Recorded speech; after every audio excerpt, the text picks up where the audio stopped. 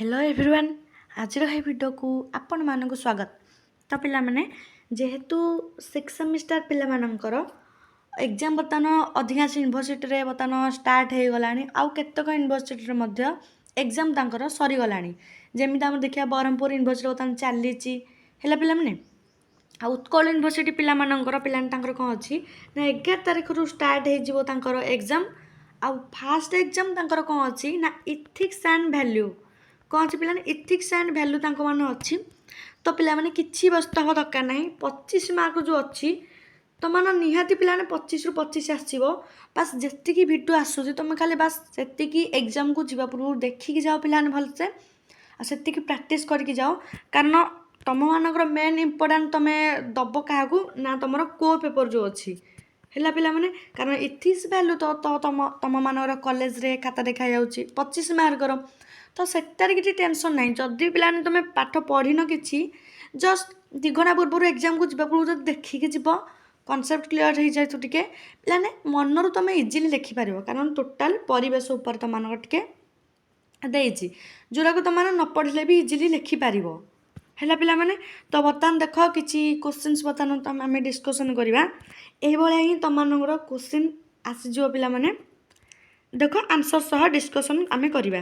ता पूर्व कही रखी जो मैंने आम चैनल को एजाए सब्सक्राइब करना चैनल को सब्सक्राइब कर रखु एवं टेलीग्राम चैनल रे सब प्रकार अपडेट पाइबापी तमें टेलीग्राम चैनल पिला माने जल्दी जल्दी जाकि जॉइन हो जाओ डिस्क्रिप्शन में लिंक दिखाई।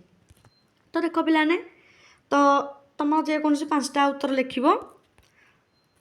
देख पिलाने what is the name of the layer of atmosphere that is in direct contact with earth surface पृथ्वी पृष्ठ सह संलग्न रही वायुमंडल स्तर नाम कौन पिलाने तुम इच्छा तुम मैंने ओडिया लिखिपार ना इंग्लीश भी लिखिपार जोटा तुम कंफर्टेबल से तुम आंसर लिख। तो वायुमंडल कौ स्तर ता ना कौन जोटा कि पृथ्वी पृष्ठ सह माने लगिक रही कौटा ना आमर हम कौन ना ट्रोपोस्फियर कौन हम ना ट्रोपोस्फियर हम तार आंसर। तापर भूमिकंपर तीव्रता क्यों स्केल मपाए ना रिक्टर स्केल रे भूमिकंपर तीव्रता मपाए।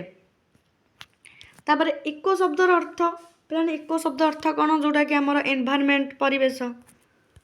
नेक्स्ट देखिए पिला माने एक जलज परिसंस्थार उदाहरण जेन आमर पॉन्ड रही है पिला माने पोखरी। तापर सीएफसी कौन पिला माने सीएफसी कौन ना क्लोरो फ्लोरो कार्बन है पिला माने सीएफसी कौन ना क्लोरो फ्लोरो कार्बन। तुम जानते हो रेफ्रिजरेटर मान को जो गैस बाहर क्लोरो फ्लोरो कार्बन गैस है पिला माने जोड़ा बहुत क्षतिकारक। तो देन देखा एफर आमर प्राकृतिक परिवेश कौन पिलाने ये जिनस तुम न पढ़ले भी इजी लिखिपार प्राकृतिक परिवेश कौन जोटा प्रकृति सृष्टि होती पिला तो पढ़ी आसुच है पिला माने प्रकृति द्वारा जो परिवेश सृष्टि होती तार उदाहरण टे लिखिदेव। देन देखा सबुज प्रयोग विज्ञान कौन ग्रीन टेक्नोलोजी माने पिलाने कौन माने जो टेक्नोलोजी रे परिवेश को किसी क्षति हेनी परिवेश प्रदूषण कमी जाए है पिला माने। तो नेक्स्ट देखा डिजिटल इथिक्स कौन ना डिजिटल नीतिशास्त्र माने कौन।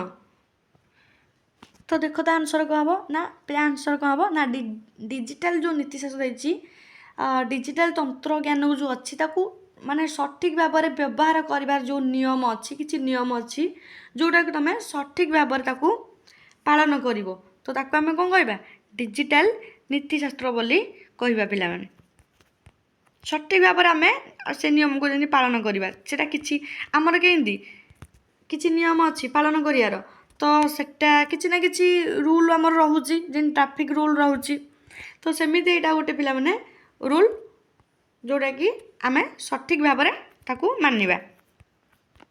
पार्ट 2 रे देख पिला माने तुम पार्ट 2 रे रही जाउछ पिला माने 50टी शब्द मध्य उत्तर तुम दब जेकोसी 5टा तुमने उत्तर दब। गोटे देखिए इंडस्ट्रियल वेस्ट शिल्पांचल वर्ज्यवस्तु तापर ग्लोबल वार्मिंग विश्व तापायन तार इकोसिस्टम परिसंस्था 3R तापर ग्रीन हाउस इफेक्ट सबुज गृह प्रभाव तापर ओजोन लेयर ओजोन स्तर पिलाने ये जिनस तुम ପିଲାବେଳୁ ପଢ଼ିବା ସହିତ ତାକୁ ବାସ୍ ନ ପଢ଼ିଲେ ବି ନିଜ ମନରୁ ତୁମେ କରିକି ଲେଖିପାରିବ, କାରଣ ଏଇଥିରେ ତୁମମାନଙ୍କର ପିଲାମାନେ ମାର୍କ ତ କଲେଜ ଖାତାଟାକୁ ସେ ନିହାତି ମାର୍କ ଦେବ, ଆଉ ପିଲାମାନଙ୍କୁ ଫେଲ୍ ବି କେତେବେଳେ କରନ୍ତିନି। ଦେଖ ନେକ୍ସଟ ହେଇଛି ଚିପକୋ ଆନ୍ଦୋଳନ, ଚିପକୋ ମୁଭମେଣ୍ଟ। ତ ପିଲାମାନେ ଯାଉଛି ଲେଖିବ, ଯଦି ବି କିଛି ପଢ଼ିନ ଯେତିକି ଭିଡ଼ିଓ ହେଉଛି କ୍ଲାସ୍ ସେତିକି ଖାଲି କରିକି ଯାଅ ହେଲା ପିଲାମାନେ। ତୁମେ ସେତିକି ଖାଲି କ୍ଲାସ୍ କରିକି ଯାଅ, ସେତିକି କାଫି। ଦେଖ 5 ମାର୍କ ଯେକୌଣସି ତୁମେ 2ଟା ଲେଖିବ, ଯେଉଁଟା ତୁମେ ଭଲସେ ଲେଖିପାରିବ ସେଟା ହିଁ ଆଟେଣ୍ଡ କରିବ। ଦେଖ ଦେଇଛି ପିଲାରେ 250 ଶବ୍ଦ ମଧ୍ୟରେ ଉତ୍ତର ଦେବ। What is biodiversity value? Explain the classification of biodiversity value.